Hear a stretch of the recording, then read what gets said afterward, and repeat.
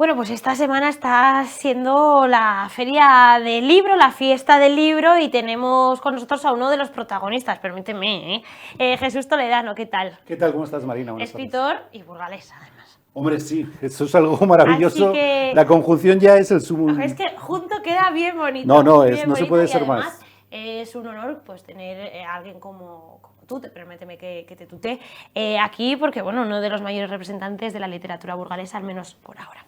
Vamos a hablar de este libro que está recién salido del horno, Catedral, Légamo y Magdalenas.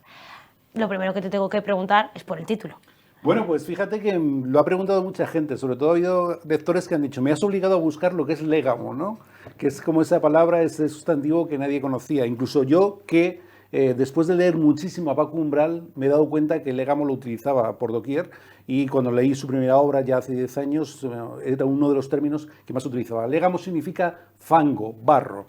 Y puede parecer antitético todo lo que compone el título, Catedral, Légamo y Magdalenas, pero no lo es. Y como toda narrativa, se imbrica, se une. En este caso, bueno, pues Catedral va a ser, evidentemente, el eje, el espacio, de alguna forma el paisaje sobre el que va a girar toda la obra. Légamo son los personajes que incluye la novela y que pisan el légamo, pisan el barro, están metidos en drogas, en prostitución, en diversas facetas que les ahogan, que les destruyen y que están pisando el fango del cual van a querer salir. Y Magdalenas se refieren, los que hayan leído a Marcel Proust o conozcan bien la literatura francesa, se refiere a las Magdalenas de Proust, una sensación sensorial que nos contaba Marcel cuando él en Francia mojaba una magdalena en té y podía evocar las sensaciones, los sonidos, los olores de su infancia, de su madre, de su niñez. Bueno, pues todo eso va a conformar una trama en la cual tanto la catedral como espacio, también Europa, las influencias góticas, el légamo a través de los personajes que nos pisan el fango y las magdalenas de Proust van a ser fundamentales en el desenlace. Cuéntanos, sin dar spoilers, que bueno, estamos leyendo el libro, yo por lo menos empecé ayer, se lo comentaba antes a Jesús. Cuéntanos de qué va la historia. Espero que te guste sobre todo, y la historia está hecha para este octavo centenario, pero está hecha desde otro punto de vista. ¿Por qué? Porque ya introducir dos tiempos, uno, 1998, cuando comienza precisamente la acción, es el momento en que nuestra catedral, tú seguramente no lo has conocido, pero nuestra catedral era negra absolutamente, estaba... Pues yo en el 98 tenía un año. Estaba tiznada absolutamente por el negro del hollín, del monóxido de carbono, de los coches que la secundaban, que aparcaban allí, y yo creo que porque tú tenías un año decidieron limpiarla. Y entonces ese 1998 fue el año de la rehabilitación de la catedral, por lo tanto ahí comienza la acción, en 1998, con una catedral negra, absolutamente tiznada, absolutamente perdedora en sí misma. ¿Y qué se va a rodear? Esto no es ficción, esto es real. Burgos, en la década de los 60, de los 70, de los 80, tenía en aquellos barrios altos, en el barrio de San Esteban, por ejemplo, la prostitución. Había varios prostíbulos, varios lupanares, que son de alguna forma nombres míticos dentro de ese sector, dentro de ese submundo, mejor dicho, que secundaba los barrios altos de Burgos. Y teníamos también infraviviendas, y luego a partir de los 70, 80, sobre todo en los 80, la droga invade toda esa zona, convierte al castillo en un área peligrosa, y entonces tenemos desde luego eso que rodea la catedral. Eso va a partir de 1998, pero allí desaparecen 5 burgaleses justo una madrugada frente a la catedral, y después damos un salto a 2019, donde un burgalés, un detective burgalés llamado Mauricio, hay juego con los nombres, es decir, quién fue el obispo que tuvo que partir hacia Suabia, hacia Alemania, y se imbuyó de todas las influencias góticas, don Mauricio. Por lo tanto, traslado ese nombre a un personaje contemporáneo para que indague en la desaparición de aquellos burgaleses frente a la catedral, ya en 2019, vísperas de la celebración del octavo centenario, y sobre todo realice el mismo viaje. De otra forma, el azar y la investigación le va a llevar por Europa para imbuirse, para copiar, para trasladarnos, sobre todo en la novela a nivel pedagógico, las mismas influencias góticas que tuvieron que ver con las que vio, con las que presenció don Mauricio. Cuéntanos cómo nace esta idea, porque claro, el contexto es como mezclar dos ambientes que a simple vista no tienen nada que ver. Ahí ha estado el reto, precisamente.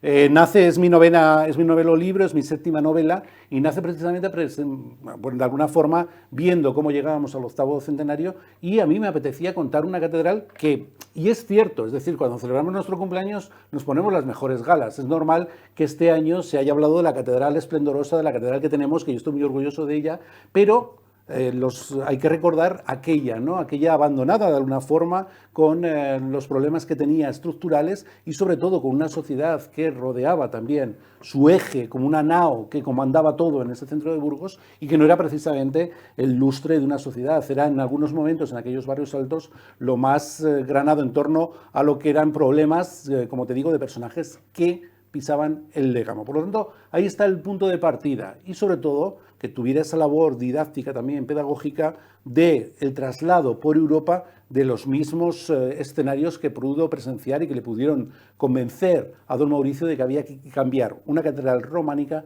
por una gótica. Vamos a pasar por Reims, vamos a pasar por París, vamos a pasar por Tours, por diferentes catedrales góticas y sus influencias para trasladárselas a Mauricio Rapson, en este caso al detective Mauricio Rapson.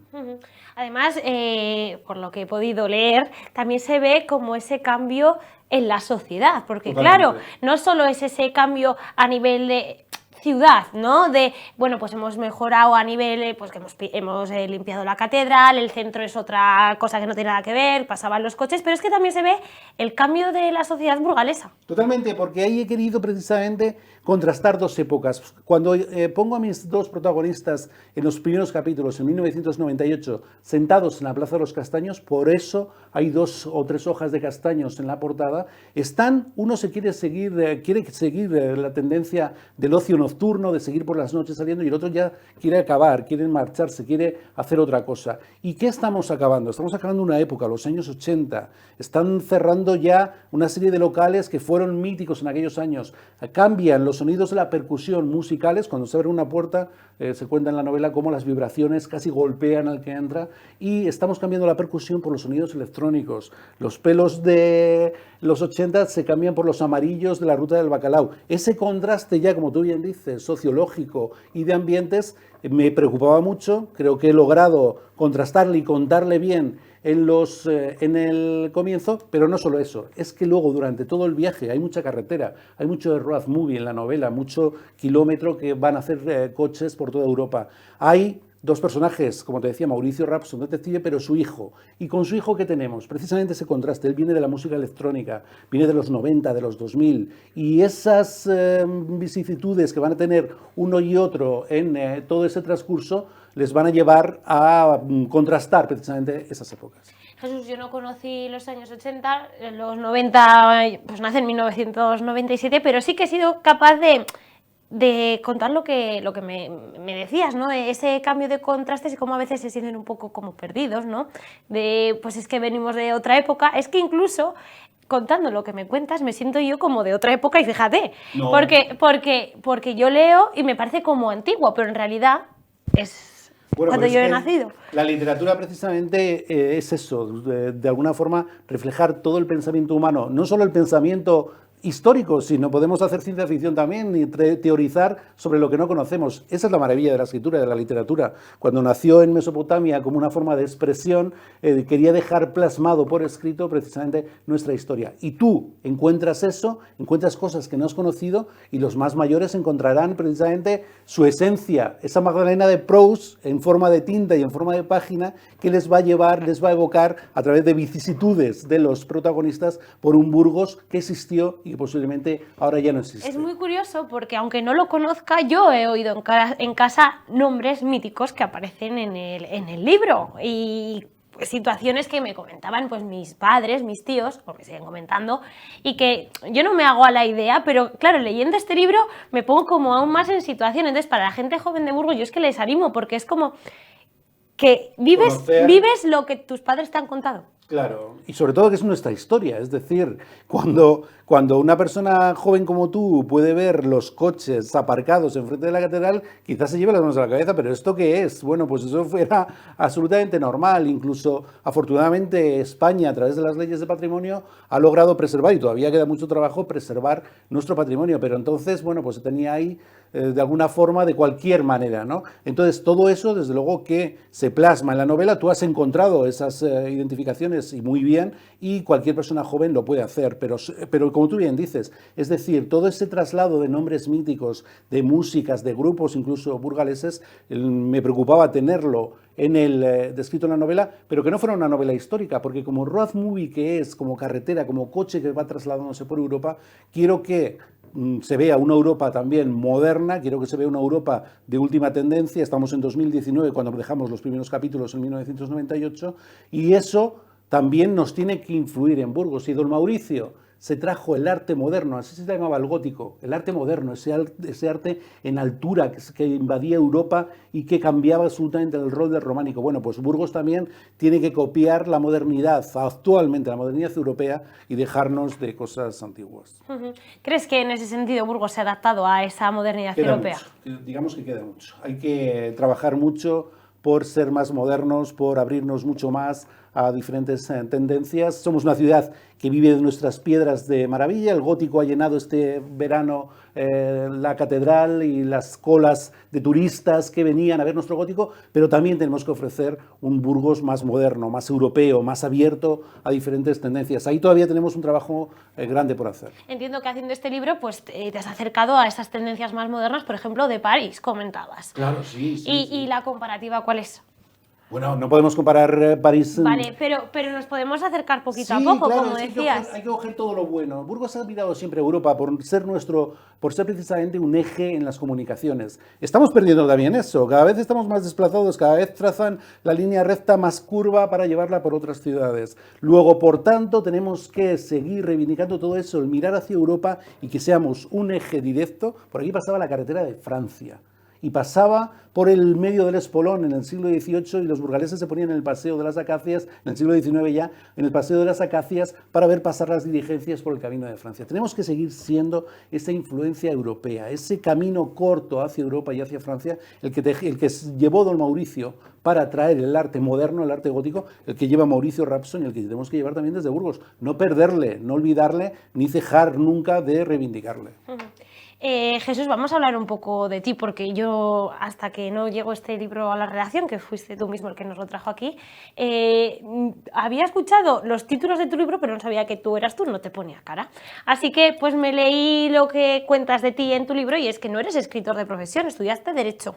¿Y por qué esta pasión por la literatura? Porque, porque... novena publicación, o sea, sí, está bien.